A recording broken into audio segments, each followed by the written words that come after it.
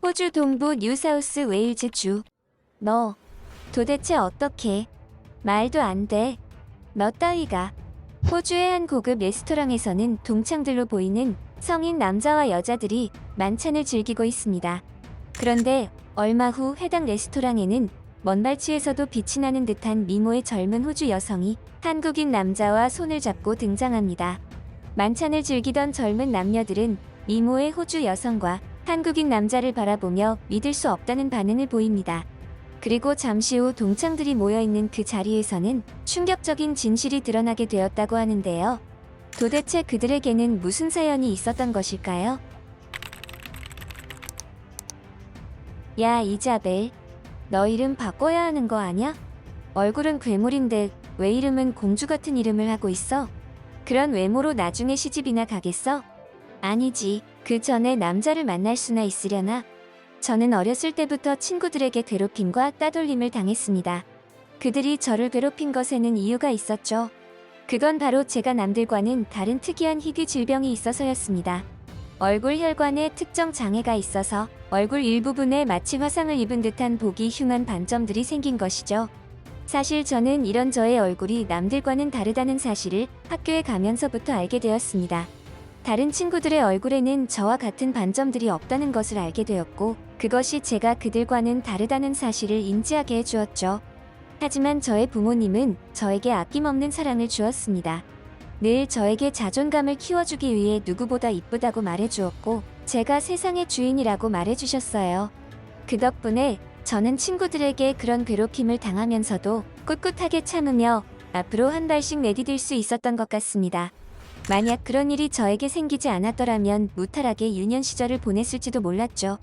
학교에서 늘 괴롭힘을 당하고 따돌림을 당하던 저였지만 저에게도 친구가 아예 없었던 것은 아니었습니다. 그런 와중에 저의 특이한 외모에 대해서 대수롭지 않게 생각해주고 저의 내면을 보려고 하는 친구들도 있었죠. 하지만 그건 딱 초등학교에 입학하기 전까지만 있었던 기적과도 같은 일이었습니다. 저도 그렇고 주변 친구들도 조금씩 몸집이 커지고 학년이 높아질 때마다 생각이라는 것이 많이 바뀌게 되더군요. 초등학교에 입학하면서 저와 아주 친하게 지내던 친구가 한 명 있었는데 그날도 그 친구와 대화를 나누며 즐거운 시간을 보내고 있었습니다. 그런데 그날 저는 그 친구에게 큰 충격을 받고 말았습니다. 나라고 좋아서 그런 애랑 친하게 지내겠니? 이자벨 걔 부모님이 우리 부모님과 아는 사이란 말이야. 우리 부모님이 학교에서만이라도 친하게 지내려는데 어떡해? 나도 정말 싫어 죽겠어. 걔 얼굴에 있는 흉측한 게 나한테도 옮을 것 같단 말이야. 사실 초등학생이라고 해봐야 어린애에 불과했기 때문에 그럴 수 있다고 생각할 수도 있겠지만 그 당시에 저에게는 인생 최대의 충격 사건이었습니다. 제일 친하다고 생각했던 친구가 유일했던 친구가 사실은 그 모든 것이 가식이었고 오히려 저를 싫어하고 있었다는 것을 알게 되었으니까요. 저는 그저 다른 친구들처럼 서로 어울리고 놀고 웃고 싶을 뿐이었습니다. 그들에게는 너무나 자연스러운 일들이었지만 저에게는 평생에 이루기 힘든 열망과도 같았죠. 그러다 보니 저는 태초에 부모님에게 물려받은 긍정적이고 밝은 성격이 점점 어두워지고 소심한 성격으로 변질되어 갔습니다. 한편으로는 초등학교를 졸업할 때까지만 참자는 생각도 했습니다. 새로운 학기가 시작되면 완전히 새로운 인연이 생길 것이고 그 중에는 저의 외면이 아니라 내면을 봐줄 친구가 생길지도 모른다고 생각했거든요. 그렇게 괴롭고 외로운 초등학교를 졸업하고 드디어 중학교에 입학하게 되었습니다. 이때는 어둡고 소심해졌던 저의 성격도 다시 한번 긍정의 날개를 펴기 위해 준비운동을 하고 있었습니다. 새로운 친구들은 나를 괴롭히지 않을 거야 라는 생각을 하면서 말이죠. 하지만 그런 저의 망상이 깨지기까지는 그리 긴 시간이 필요하지 않았습니다. 중학교에 입학하는 첫날, 그곳에서 만나기 싫은 사람이 제가 속해 있는 반에 있었거든요. 저를 주도적으로 괴롭히던 친구였습니다. 안 그래도 입맛이 없었는데 잘됐다. 내 양념장 왔다 양념장. 저 얼굴에 빨간 반점 보이지? 저기에 포테이토 찍어 먹자. 뭐? 역겨워. 누가 우리가 먹지? 양념장 주인이 먹어야지. 그 지옥 같은 순간을 저는 절대 잊을 수 없습니다. 저를 발견하는 그 친구의 표정은 마치 자신이 제일 좋아하는 장난감을 잃어버렸다가 되찾은 그런 표정이었거든요. 쟤는 도대체 나한테 무슨 억하심정이 있어서 이렇게까지 괴롭히는 걸까? 내가 겪고 있는 희귀 질환이 내 잘못은 아니잖아. 이 학교 계속해서 다닐 수 있을까? 오만 가지 생각이 저를 괴롭혔고, 새로운 학교에서는 밝고 긍정적으로 생활하려고 했던 저의 다짐은 거품처럼 사라져갔습니다. 중학교에 입학하면 모든 것을 새롭게 시작할 수 있을 줄 알았는데 그건 내 착각이었네. 하긴 나를 아는 친구들이 없었더라도 내 얼굴에 있는 흉측한 반점 때문에 아무도 나를 친구로 대해주지 않았을 거야. 차라리 엄마한테 학교에 다니지 않겠다고 말해볼까? 그런 생각들을 하자 지금 다니는 학교가 더더욱 싫어졌습니다. 학교에서 공부만 하면 되지 그런 게 무슨 상관이냐고 하시는 분들도 있을 테지만 그 나이대의 아이들은 친구들과의 관계 속에서 사회성을 배워나가기 때문에 아주 중요한 부분이라고 저는 생각을 합니다. 그때의 가치관과 성격이 성인이 되어서도 이어진다고 할까요? 지옥 같은 학교 수업 시간과 쉬는 시간이 종료되고 저는 집으로 돌아왔습니다. 엄마, 저 드릴 말씀이 있어요. 저기, 혹시 저 학교 안 다니면 안 되나요? 아무도 저를 친구로 생각하지 않아요. 너무 힘들어요. 결국 저의 하소연에 엄마는 저를 보듬어 주시며 천천히 이 문제를 해결해 나가보자고 저를 다독여 주셨습니다. 그리고 다음 날 저는 학교에 등교하는 대신 엄마의 손을 잡고 병원으로 향했습니다. 아마도 저의 희귀 질환에 대해서 진료받으러 가는 것일 테지요. 사실 이번이 처음으로 병원에 가는 것은 아닙니다. 당연하게도 이러한 질병에 걸린 것을 알고 난 이후로 꾸준하게 병원들을 알아보고 진료를 받아보았지만 하나같이 극소수만이 걸리는 희귀 질병에 대해 정보들도 많이 없었고 치료 방법은 더더욱 없었으니까요. 그런 와중이었지만 엄마는 포기하지 않으셨던 것 같습니다. 엄마의 수첩에는 병원 목록이 빽빽하게 적혀 있었고 방문했지만 소용없었던 곳에는 빨간 줄로 그어서 표시되어 있었습니다. 이제는 빨간 줄이 그어지지 않은 병원이 더 적은 듯 보였지만 엄마는 새로운 병원을 찾는 걸 멈추지 않으셨죠. 그래서였을까요? 그런 엄마의 모습을 보고 저 또한 포기하지 않아야겠다고 생각했습니다. 그리고 실제로 이번에는 어쩌면 방법이 생길지도 모른다는 막연한 희망도 있었죠. 병원에서 의사 선생님의 말씀을 듣기 전까지는 말입니다. 의사 선생님은 이번에도 역시나 피부에 생긴 문제가 아니라 혈관에 생긴 문제이기에 수술 자체가 너무 어렵고 위험하다고 말씀하셨습니다.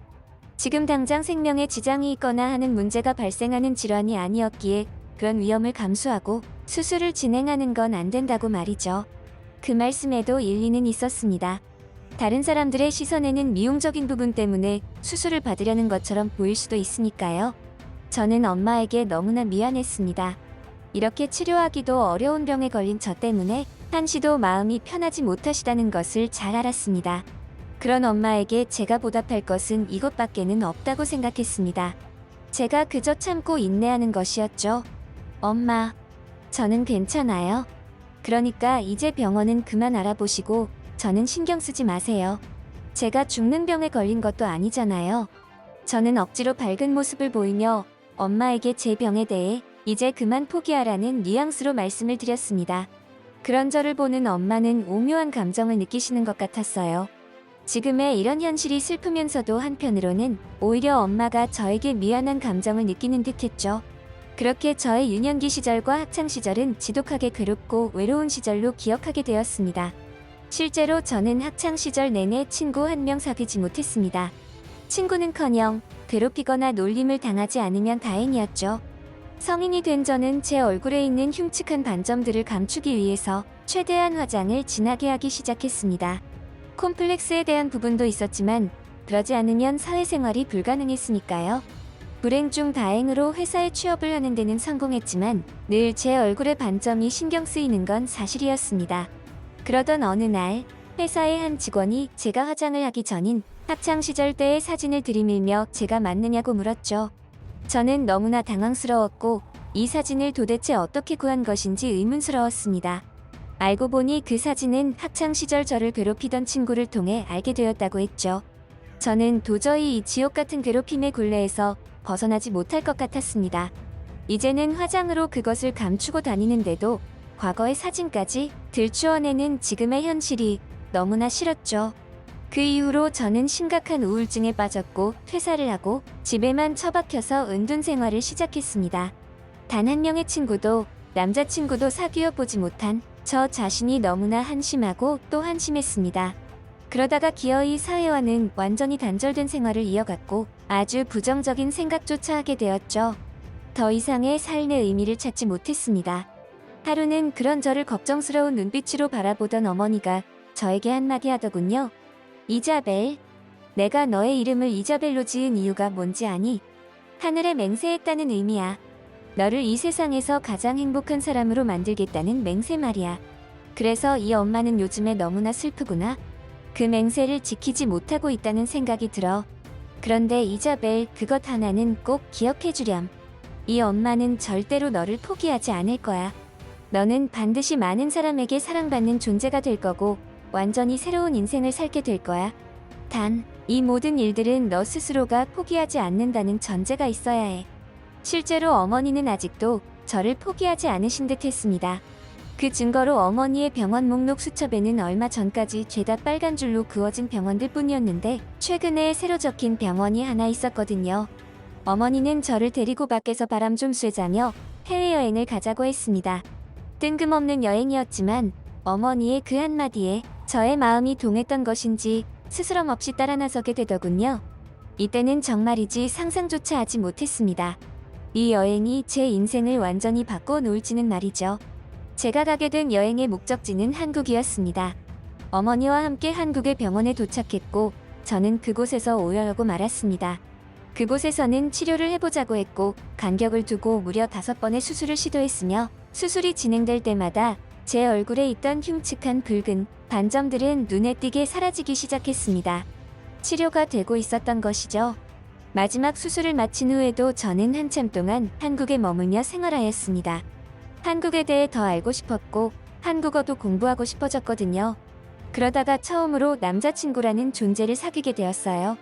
한국인 남자였는데 아주 친절하고 배려심도 깊었으며 매력적인 남자였습니다. 제가 정말 이런 남자를 만나도 되는 걸까 하는 생각마저 드는 남자였죠. 무엇보다 제가 이 남자와 함께 있으면 존경심이 들고 저 스스로가 사랑받고 있다는 느낌이 강하게 들었습니다. 그렇게 처음으로 행복한 생활을 만끽하던 저는 순간적으로 심장이 내려앉는 듯한 연락을 받았습니다. 동창회를 개최하오니 참석하라는 연락이었죠. 게다가 이번 동창회는 연인을 데려와야만 참석이 가능하다는 내용도 첨부되어 있었습니다. 처음에는 연락이 잘못 온 건가 하는 생각이 들었죠. 저에게 그런 동창회는 남의 일이었고 그들만의 세상이라고 치부되고 있었으니까요. 만약 과거의 저였다면 이러한 연락을 무시하고 참석하지 않았을 겁니다. 하지만 지금은 달랐죠. 한편으로는 저를 괴롭히던 그들을 성인이 된 지금 다시 만나보고 싶어졌습니다. 달라진 저의 모습을 그들에게 보여주고 싶은 마음이 있었나 봅니다. 그래서 남자친구에게 이러한 사실을 말하며 부탁했죠. 저는 남자친구와 호주 동부에 위치한 어느 고급 레스토랑에 들어갔습니다. 저는 그 어느 때보다 의상에 힘을 주었고 걸음걸이에도 신경을 썼습니다. 사실 무척이나 긴장되더군요.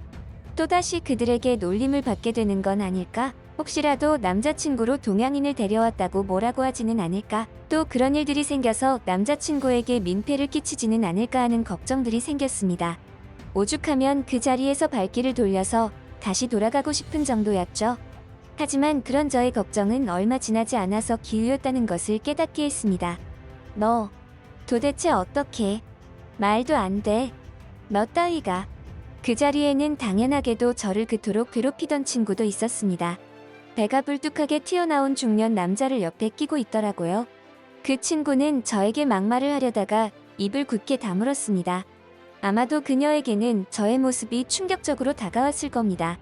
얼굴에 있던 흉측한 반점은 온데간데 없어졌고 한국식 화장 덕분에 그 당시와는 비교도 되지 않을 정도로 미모가 물이 올라 있었으니까요.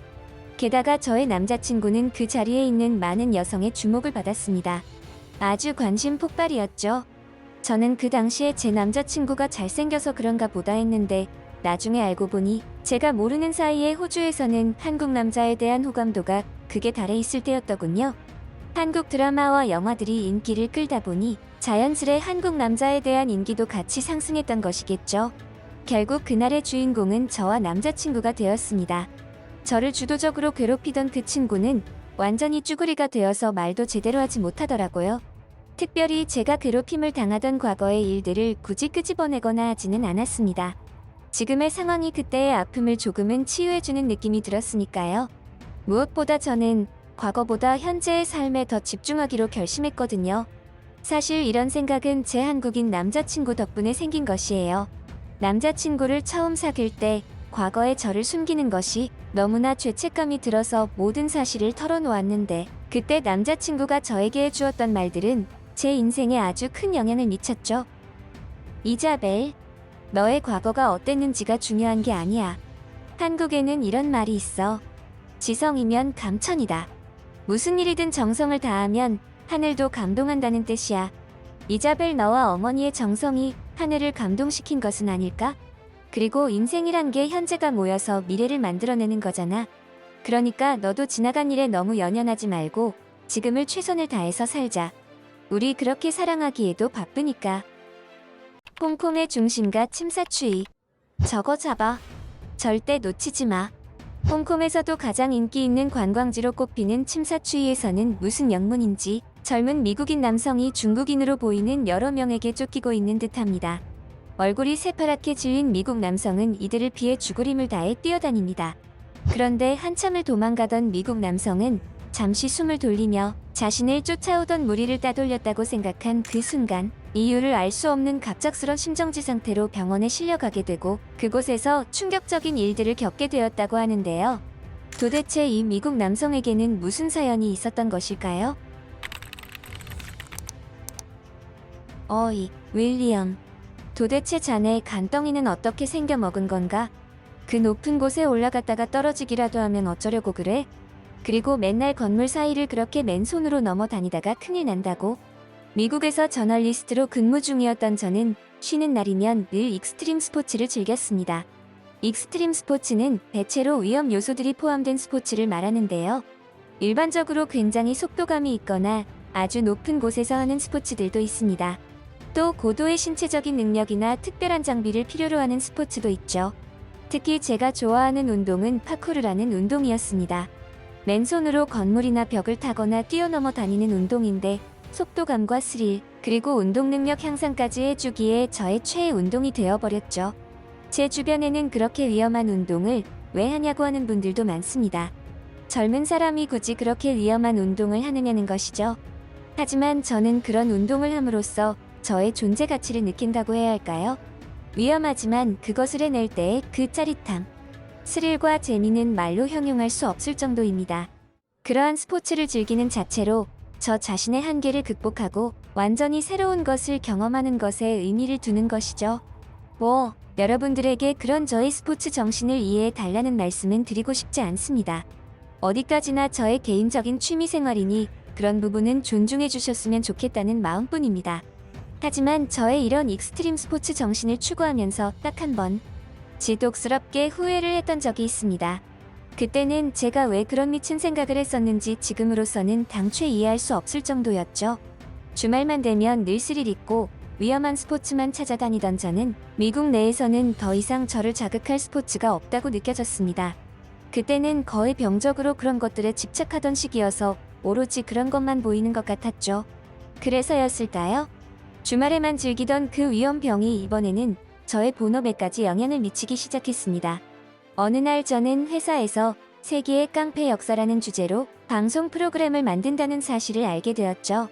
그 중에는 미국의 갱스터부터 시작해서 이탈리아의 마피아, 멕시코 카르텔, 중국의 사마페 등등 이름만 들어도 사실 두려움의 대상이 되는 그런 조직들이 나열되어 있었습니다.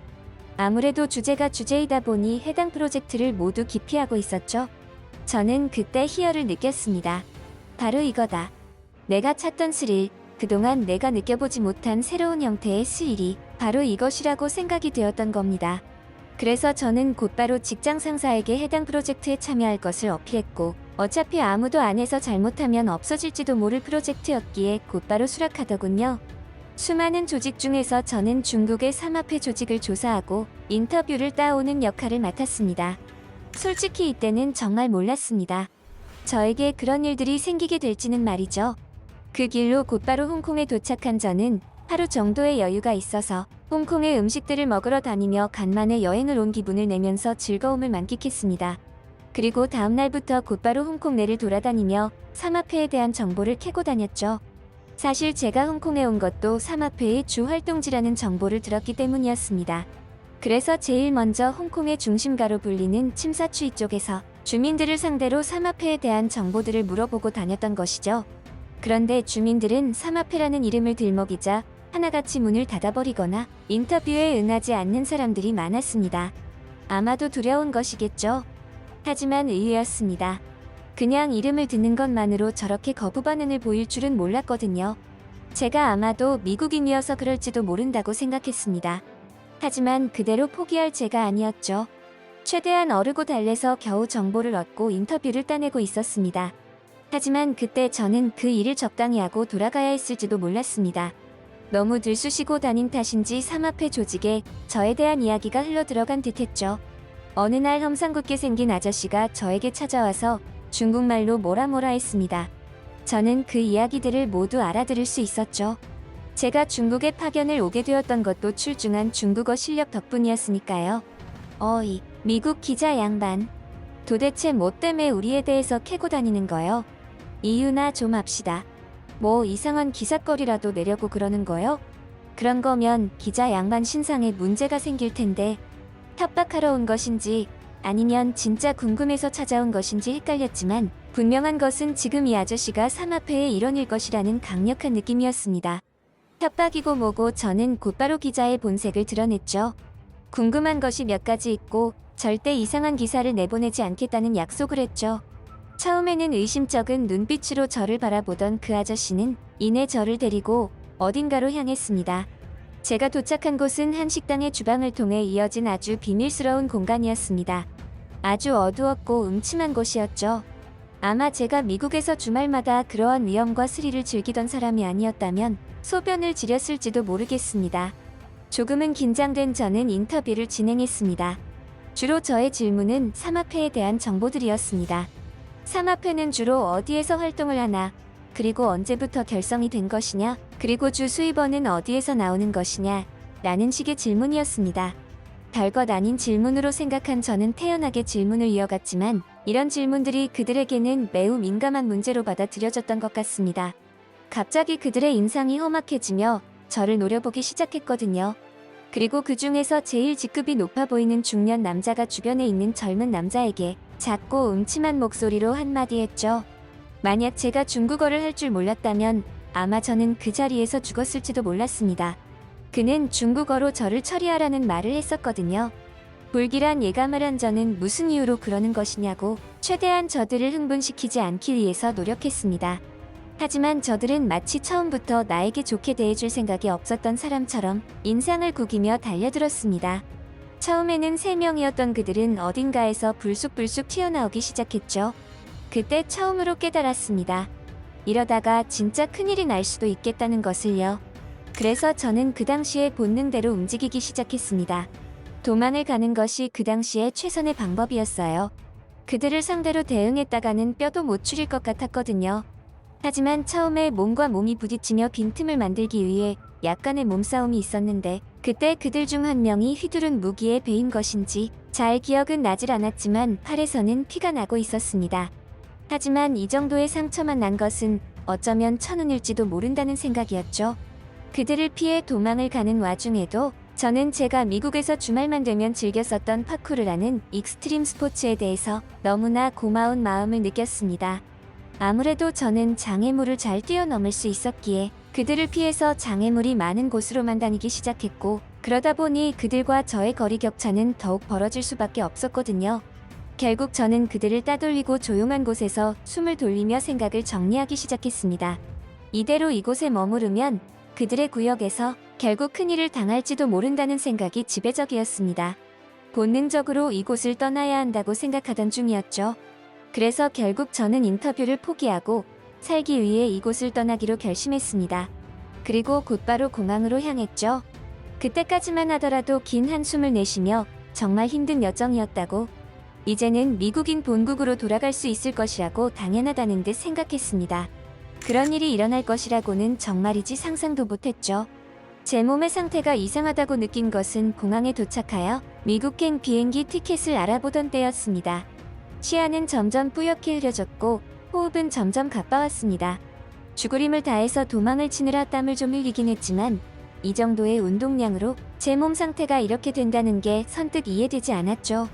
그러다 흠칫 섬뜩한 생각에 사로잡힌 저는 제 팔에 있는 상처를 바라보았고 기억이 끊긴 것도 그와 거의 동시였습니다.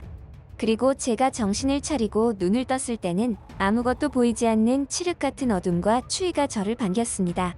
게다가 어떠한 네모반 듯한 박스 안에 갇혀있는 느낌이 들었죠. 처음에는 제가 공항에서 정신을 잃었을 때 삶 앞에 무리가 저를 데리고 가서 무슨 짓이라도 벌인 것이라 생각했습니다. 하지만 만약 그런 상황이라면 지금 내가 이런 곳에 살아있을까 하는 생각이 들었고 어쩌면 그들이 벌인 짓이 아니라 또 다른 어떤 상황이 벌어졌을 수도 있다고 생각했죠. 그래서 저는 그곳에서 있는 힘껏 소리쳤습니다. 살려달라고. 여기 사람 있다고. 목소리가 터져나갈 정도로 소리쳤습니다. 그렇게 5분 정도 시간이 흘렀을까요? 아무런 소리도 들리지 않았습니다. 그저 제가 외치는 살려달라는 소리가 좁디 좁은 박스 안에서 메아리칠 뿐이었죠. 저는 이대로 죽는구나 하는 생각에 빠져서 모든 것을 포기해버리는 상태가 되어버렸습니다. 그렇다고 저를 그렇게 쉽게 포기하는 사람으로 생각하지는 말아주세요. 만약 여러분들이었어도 저와 같은 상황에 빠졌다면 아무런 방도가 생각나지 않았을 테니까요. 어딘지도 모를 그 어둡고 좁은 곳에서 홀로 남겨졌다고 생각해 보시라는 거죠. 하지만 제가 그렇게 허무하게 죽을 운명은 아니었던 것 같습니다. 어디선가 인기척이 들렸고 이내 제가 있는 의문의 박스가 개봉되었거든요. 그렇게 죽다가 살아난 제가 처음으로 목격한 것은 동양 여자였습니다. 병원 간호사 복장을 하고 있는 것으로 보아 이곳이 병원이라는 것을 어렴풋이 알아차렸죠. 맙소사. 진짜 살아있었네요. 미국인이세요? 아, 저는 한국인이고 이곳 병원에서 간호사로 근무 중입니다. 어떻게 된 건지 혹시 기억나세요? 세상에 이런 일이. 홍콩 병원에서 근무 중인 한국인 간호사라고 소개한 그녀의 말에 따르면 저는 이곳 병원의 긴급 환자로 후송되었고 병원에 도착 당시 심장 박동은 끊긴 상태였다고 했습니다. 게다가 몸도 완전히 굳어버린 상태였다고 했죠. 의료진들이 심폐소생술을 실시했지만 그마저도 소용이 없었고 그렇게 15분 넘게 심전도 정지 상태가 지속되어 결국 병원에서는 사망 선고를 했다고. 그 소리를 들은 저는 온몸에 소름이 돋은 상태로 주위를 둘러보았습니다. 그리고 깨달았죠. 지금 내가 있는 곳이 바로 병원 영안실이라는 것을요. 그렇게 저는 한국인 간호사의 도움으로 무사히 그곳을 빠져나올 수 있었습니다. 사실은 병원을 몰래 탈출했다고 생각해도 무방하겠네요. 그럴 수밖에 없었죠. 병원을 빠져나온 저는 곧바로 비행기에 올랐고 홍콩을 벗어났습니다. 미국으로 갔냐고요? 아니요. 제가 도착한 곳은 바로 한국이었습니다. 저놈이 또 간땡이가 부어서 아직도 정신을 못 차렸냐고 하시는 분들도 있을 것 같지만 그런 이유 때문만은 아니었습니다. 제 몸을 어느 정도 치유할 목적도 있었고 한국에 대한 호기심이 생겼기 때문이기도 합니다. 사실 제가 병원 영안실에서 한국인 간호사분에게 들었던 이야기 중에는 다소 충격적인 내용도 담겨 있었습니다. 제가 심정지 상태로 사망 선고까지 받게 된 이유에 대한 것들이었죠. 확실하지는 않지만 제 팔에 생겼던 그 상처로 특정 독성 약물이 주입되었고 그것 때문에 일시적인 심정지 상태를 유발했다고 보더라고요. 그래서 그러한 성분이 검출되었음에도 이를 무시하고 사망 선고를 하는 것을 알아낸 한국인 간호사분이 의심스러운 생각이 들어서 영안실에 안치된 저를 보러 왔던 거였습니다. 만약 저는 그분이 아니었다면 이미 이 세상 사람이 아닐지도 몰랐죠. 그리고 그곳을 떠나기 전 마지막으로 그분이 했던 말이 저를 한국으로 오게 했습니다. 범죄와의 전쟁이라니. 너무 멋지지 않습니까? 윌리엄 씨. 앞으로는 그런 무모한 인터뷰는 할 생각 마세요. 어휴, 어딜 가나 그놈의 깡패들 때문에 시민들이 고생이라니까? 마음 같아서는 범죄와의 전쟁을 한 번 더 했으면 싶을 정도예요. 아, 한국에서는 과거에 대대적으로 국가에서 그런 정책을 했던 적이 있거든요. 그런데도 시간이 지나니까 또 바퀴벌레처럼 어디선가 기어 나오더라고요. 만약에 다음에라도 한국에 방문하게 되면 이번처럼 너무 나대지 마세요. 한국에도 아직 깡패나 건달이 있을 수 있으니까요. 윌리엄 씨. 그 표정은 뭐죠? 설마. 아니죠.